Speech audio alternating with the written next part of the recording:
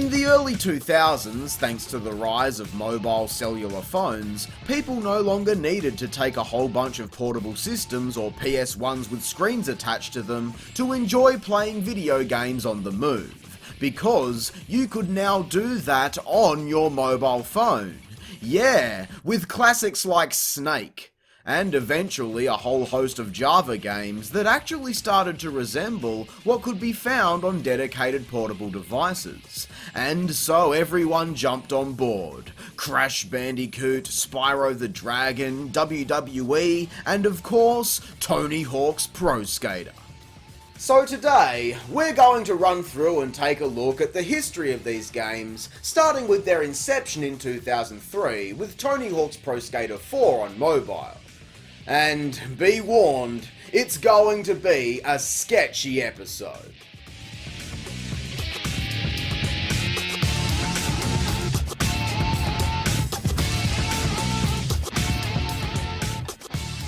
Now, unfortunately, we've suffered a few technical issues with many of these games, so please excuse the messy presentation on this one.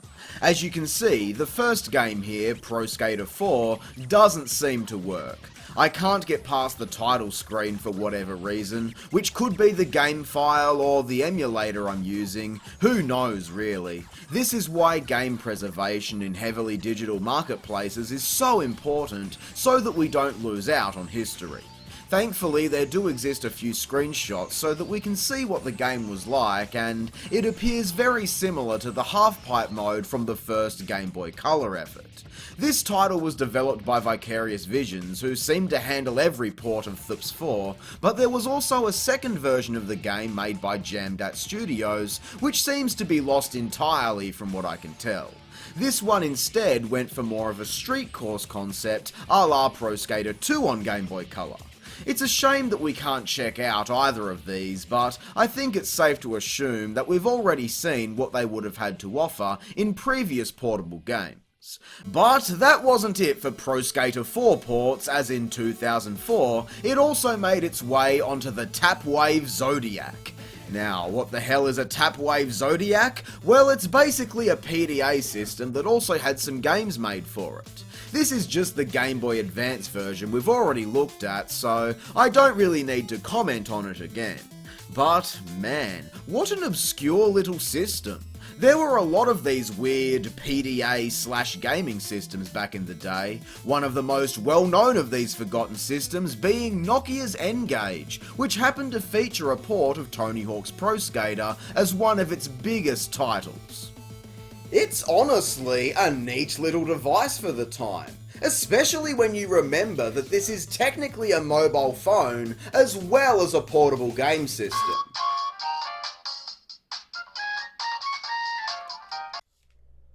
Hello? What's that? This N-Gage doesn't even work because old temperamental technology is the bane of my existence and just likes to fuck with me? Yeah, this bastard doesn't want to work anymore, so instead, we'll be using the newer QD model, which was smaller and didn't require opening the bloody thing up and removing the battery just to switch out the game. So, I guess we've got that going for us. But I have to give a massive thanks here to Russell, the totally random dude I met on Facebook who has never heard of this channel before, and yet was still nice enough to loan me his device just so that we can take a look at it here. You bloody legend. Cheers, mate. Now, as for Pro Skater, my copy of the game is still factory sealed, as you can see. So, let's commit video game collector sacrilege and tear into this new boy.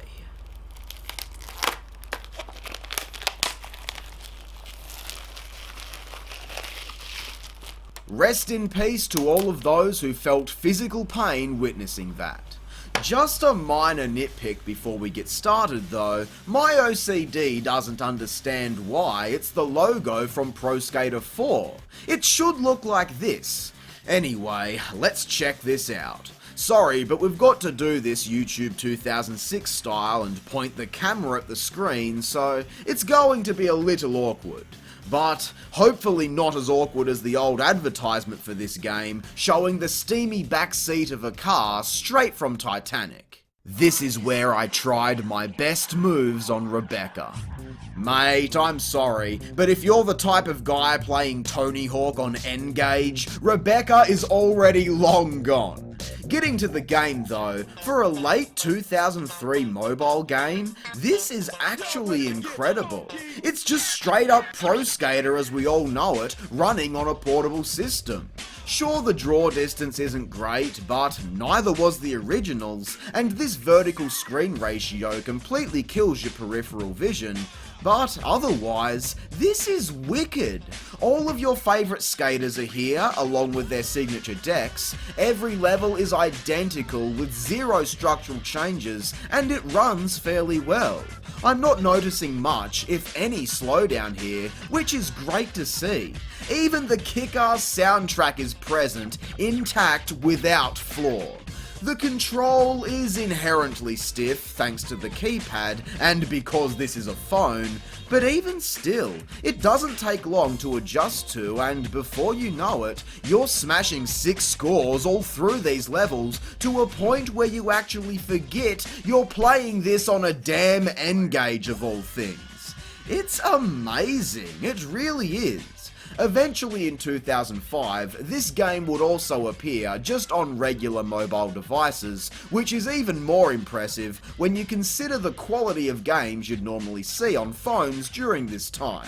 There is very little known about this port, but it goes without question, the game would be stiffer and even more awkward to control than the N-Gage version. But even with that said, I'd be lying if I called this anything less than decent at the very least. While probably the worst way to experience the game, it still speaks to the quality of the first Pro Skater title that this version is still seriously enjoyable despite the more restrictive hardware circumstances. I guess it's just a shame that this was dead on arrival due to being on the N-Gage, as most people would much prefer a dedicated portable gaming system with significantly more support. But that's what makes this a special entry for the series, and one that will live on forever thanks to its quirky backstory. The N-Gage's quirkiness itself is enough to bring attention to this game, as well as the entire library for the system, keeping all of us engaged for a long time to come. Hopefully one day we can check out some more games on the platform, assuming I can acquire my own device that actually works. But for now, I'll just say that Tony Hawk's Pro Skater is a quality title for the system, as well as a quality mobile experience for the series, made even more notable with the very physical presence in an otherwise purely digital marketplace. So again, big thanks to Russell for his massive contribution to this episode, because this was one game that I really wanted to talk about. Moving on now to Thug Mobile. Hooray! We can actually play this one in the emulator.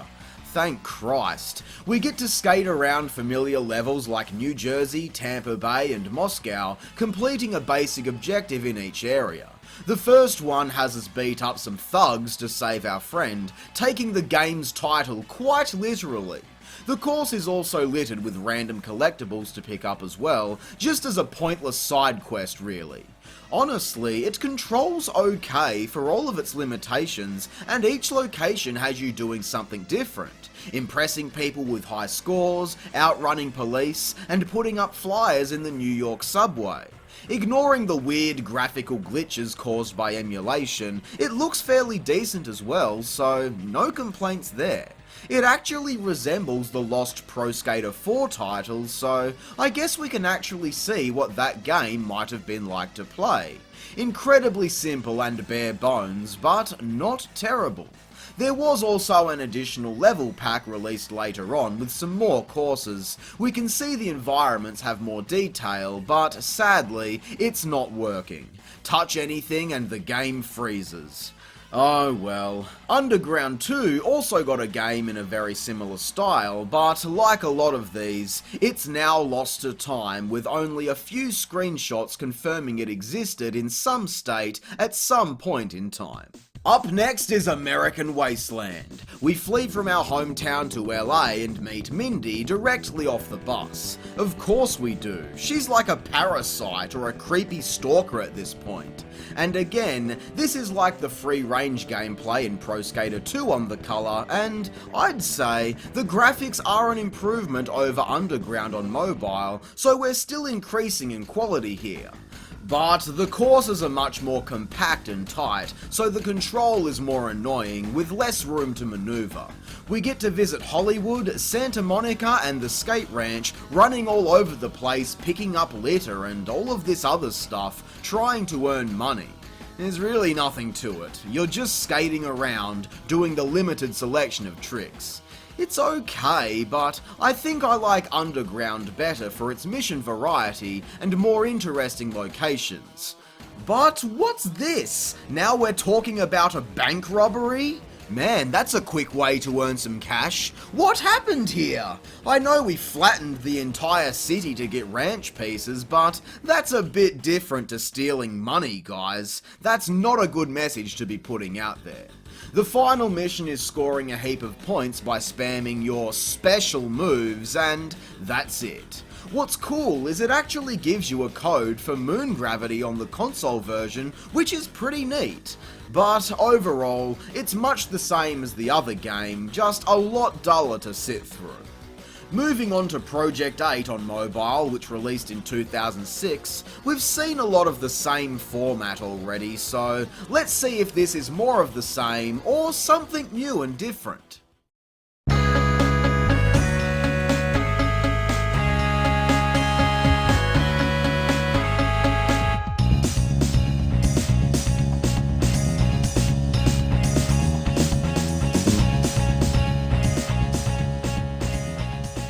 Okay, I know I said I wanted something different, but what the fuck is this shit? Firstly, the game has this bizarre art style. The skater, who I can only assume is supposed to be Tony Hawk, is just a silhouette that blends in with the environment layer. And the background is just a random mess of colourful shapes that looks like something you might see painted on the side of a school or the stock graphics on your textbooks. I don't know. It's incredibly stock, I know that much, and it looks nothing like any of the other versions of this game. As for the gameplay itself, well, all you do here is press the correct buttons and watch the tricks land or miss on screen. So, in short, it's a shitty rhythm game. To its credit, it is a new idea, but it's not a good one. As uninspired as they were, at least we had real gameplay before. Not to say rhythm games are not real gameplay, because there are certainly some gems out there, but this is not fucking one of them. The music is bland, the visuals are boring, and it's all the same thing over and over again. Next. Proving Ground actually took this weird QuickTime formula and worked it into something that better resembles a video game.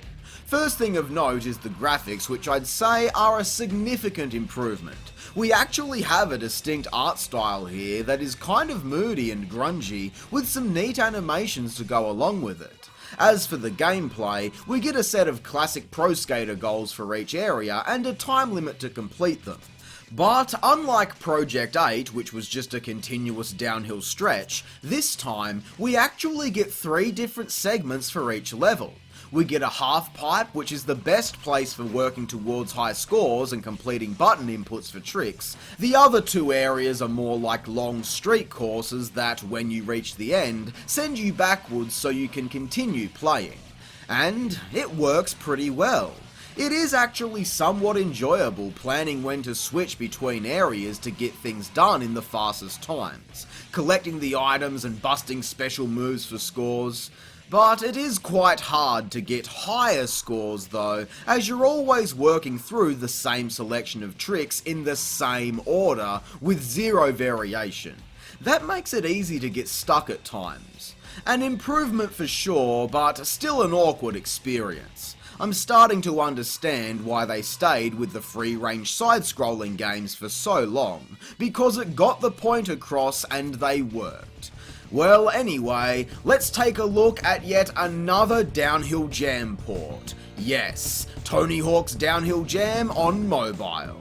Opens to some solid music, an okay selection of characters, and 3 levels to play: San Francisco, Rio de Janeiro, and the Great Wall of China. Wow, that's cool actually. This location didn't appear in any of the other versions, so that's awesome. What isn't awesome is that this game doesn't want to work. Sure, I am technically playing right now, but the graphics don't want to load, no matter what settings I fuck about with. So, I'm gonna have to steal some gameplay here. Cheers, guys. As you can see, the game is actually 3D, which would explain why I'm having some difficulty with it, but the courses generally appear to have a similar track layout, just with much weaker graphics. The gameplay looks stiff and a bit shitty, but on a positive note, it's cool to see the progression of these games finally hitting 3 dimensions with this. Same scenario as the Game Boy Advance version actually, and people thought that version was lacking. Well, that's all of the Tony Hawk games ported onto mobile, so let's shift gears away from these mediocre games into a couple of new original titles, starting off with Tony Hawk Vert. Released in 2009 and developed by Glue, this game offers us some challenge objectives in the big halfpipe. Strangely, our viewpoint is looking across one side of this thing instead of the traditional side view, which makes it feel a little strange at first. But man, look at this! Our skater has these really fun, wacky animations that give this game a personality of its own. It actually makes me kind of sad that we never got a true entry in the series with such a bouncy cartoon style.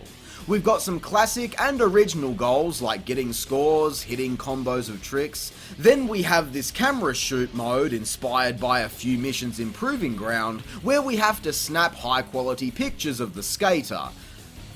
What the hell? Okay, what was that about? If you fill up this meter on the side by consecutively landing big tricks, you can launch way up for a big air and crash out of the game boundaries into these weird little cutscenes. It's so bizarre, but kind of charming in a way. But this game lacks variety. We have 3 different locations: Chicago, the stadium, and Tokyo, but nothing changes visually. Even the Game Boy Color halfpipe had different backgrounds, and that was 9 years prior. Hey, sorry to interrupt the video like this, but that hilarious, well-educated observation I just made is actually incorrect. It's just come to my attention while I was uploading this video that there was an alternate version of Tony Hawk Vert on Android which featured more defined graphics for each different area of the game. But aside from that, both of these are identical to play. Alright, now back to the video. Overall, it's decent enough with some neat flair, but it's still not enough to hold your attention. Now, of course, by 2009, smartphones were starting to take over the market and ushering in an entirely new age of digital storefronts. Eventually, we'd see classics like Candy Crush and Temple Run feature in-game stores that allowed players to put down real money for special items and extra continues to keep playing. And with all of these big hits, a long line of clone games flooded the marketplace, trying to squeeze their way in for a piece of the profit. Which brings us to Tony Hawk's Shred Session, a cancelled game that did release initially in mid-2014 for sort of a test period. However, due to its poor reception, its international release was ultimately scrapped. meaning that this is just another mobile Tony Hawk game that we can no longer play because you can't download it anymore, which is such a shame. But thankfully, unlike all of the other lost Tony Hawk mobile games, Shred Session actually had a lot of coverage during this test period, which means we can actually take a look at it and see what it was all about.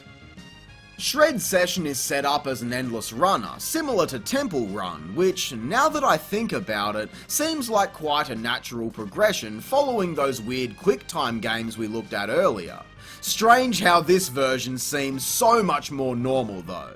There were a few different courses to play, with various challenges like Hawkman, Skate Battle where you need to copy the other person's trick, as well as your standard scores and time-oriented stuff. There was also a survival mode where you had to go for as long as possible, so all things you might expect from a game like this. You might also expect some pay-to-win schemes here, and yes, they were definitely present as well. While maybe not as criminally insane as these systems have grown to be over the years, you had your standard form of currency you see in a lot of these titles that let you continue your run if you bail. But from what I understand, there was also an extensive trick store where you actually needed to purchase new and more interesting tricks to perform throughout the game. Which sounds awful. Of course, I can't really comment without playing it for myself, but the general vibe I'm getting looking at the game and hearing other people's reviews, Shred Session was standard procedure for the time, just repetitive with uninspired courses and not much replay value, on top of the needless microtransactions and pay-to-win mechanics. As you can see, Hawk's mobile games suffered the same fate as the console and portable titles, starting off decently enough with some surprising hits, but after moving into an experimental phase as the technology continued to improve, the overall quality of games, good or bad, failed to improve with it. However, there is still one more Tony Hawk mobile game. A brand new game that released just weeks after last year's Tony Hawktober special in 2018. It's Tony Hawk's Skate Jam, and I've got a lot to say. So until tomorrow, I hope you enjoyed the video. If you did, be sure to leave a like, subscribe, and share. I'm Square-Eyed Jack, and I hope you have a great fucking day. Thanks for watching.